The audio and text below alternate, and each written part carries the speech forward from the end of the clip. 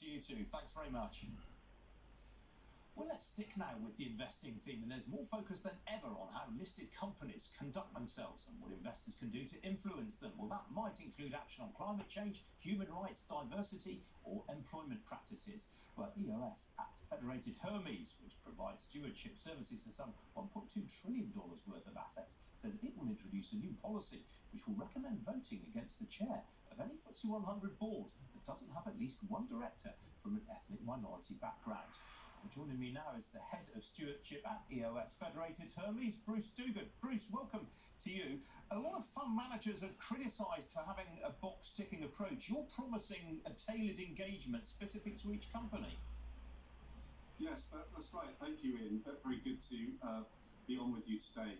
And we've just launched our engagement plan for the next 3 years on behalf of our stewardship clients. And these are long-term investors who are most concerned for what's going to drive long-term sustainable wealth creation.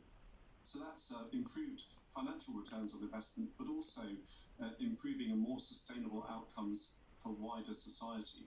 And this means we focus on those drivers of long-term value. Of course, the pandemic has massively affected all companies, but now more than ever is the time to focus on the long-term agenda, which includes things like climate change, human rights, the people in the business, and also avoiding the next pandemic. Bruce, I just want to pick up on something specific, though. You're going to vote against any FTSE chair that doesn't have an ethnic minority director on their board, and yet you say you're going to tailor engagement with each company. I mean, this sounds exactly like a box-ticking approach. It will be a tailored approach. So what we do is we look at each company and how it is addressing these important issues, including ethnic diversity.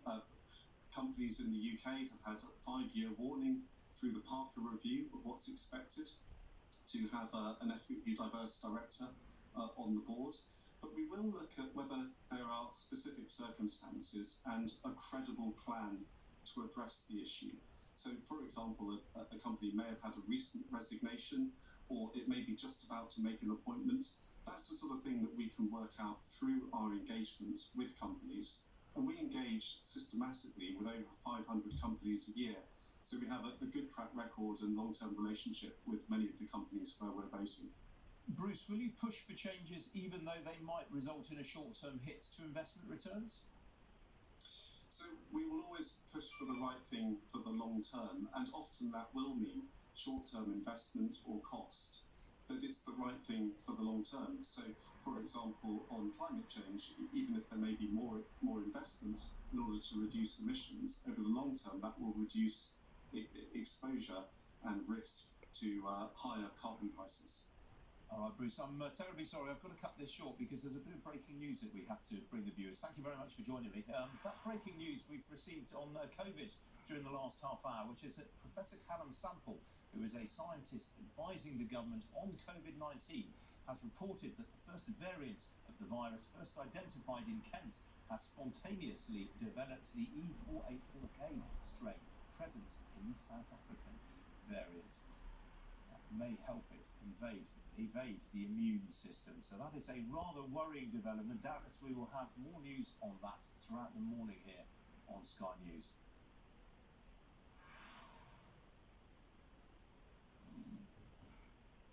And that's time for our regular chance to discuss some of the big and some of the overlooked business stories that have caught our eye on the programme this morning. And the Financial Times splashes with news of that latest fundraising by Robinhood. It also reports on the surge in silver prices yesterday on the back of interest from amateur investors on the Reddit platform. The FT also has an exclusive, which is that the former Chancellor George Osborne is giving up his portfolio of jobs, including editor-in-chief of the Evening Standard here in London, in order to join the investment banking boutique Roby Warshaw. The Daily Telegraph goes with those two stories on the front of its business section. It also reports that families saved a total of £170 billion last year, according to the Bank of England figures, as they were forced to stop spending by COVID. Meanwhile, the Times has an exclusive interview with Tom Hayes, the former City trader and the first person to be convicted for libel rigging after the financial crisis.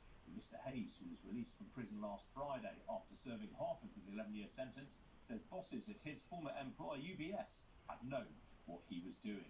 Well, joining me now is Arash Massoudi. He's the Financial Times Corporate and Deals Editor. Arash, very good morning to you. Congratulations, you broke that story on George Osborne. I found the reader comment absolutely fascinating. It's fair to say he's not a popular man with the FT's readership. It was a strange reaction. I think anytime you see these scenarios where former politicians go and sort of cash in on their access to their network and their exclusivity and their sort of public service, there's always a bit of a visceral reaction to that. You see it in the U.S. all the time. Former member of Barack Obama's cabinet is now the CEO of financial advisory at Lazard. The former House Majority Leader Eric Cantor is now senior banker at Moelis. Even in the UK, in the civil service, Ollie Robbins, who helped lead the Brexit negotiations under Theresa May's leadership, he's now a banker at Goldman Sachs. And so it's a bit of a well-trodden path, this revolving door between finance and banking. And that usually leaves a foul taste in some people's minds because it sort of is seen as cashing in on public service. But the truth is that's how the world works, and that's how many of our senior leadership make money after they do public services. They cash in on those networks, and they typically have the features that make them successful in this world because they're ambitious, they're driven, they're smart, they're calculating, they're politically savvy, they have communication skills. And if you look at what's happening in the UK generally, the government has moved to strengthen some of the protections around selling businesses and foreign acquirers. And so if you're advising companies on how to navigate that, having someone with access to the corridors of power in Westminster, is you can see it's quite a beneficial thing to have in your arsenal if you're providing advisory work. Absolutely. Now, for viewers who may not necessarily be as familiar with Roby Warshaw as you and I are, I mean, explain how important that. I mean, it's been a fabulously profitable business, hasn't it?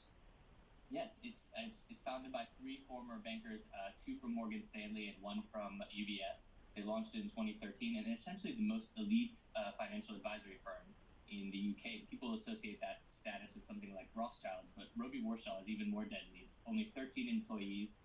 We've reported that since they launched in 2013, the three partners have made £207 million in profits. So you can see why George Osborne would want to go work there and get a cut of that for himself. And as you know, Ian, they've advised in some of the biggest deals in this market, whether it was the sale of SAB Miller to Anheuser-Busch, or SoftBank's purchase of Arm, or the LSE's recent deal to acquire and merge with the former data unit of Thomson Reuters, Refinitiv. Any big transaction in the UK market, you assume that Roby Warshaw is there. They're known for their very discreet, very high-level advice. And so the interesting thing about this move is that by bringing George Osborne in, it's putting a bit of a limelight on themselves in a way that they usually have tried to avoid. And so this will be a very interesting development to watch as they navigate it. It will indeed. Arash, very good to talk to you again. Thanks for joining me. Thank you. We're still to come here on Ian King Live. Our music labels.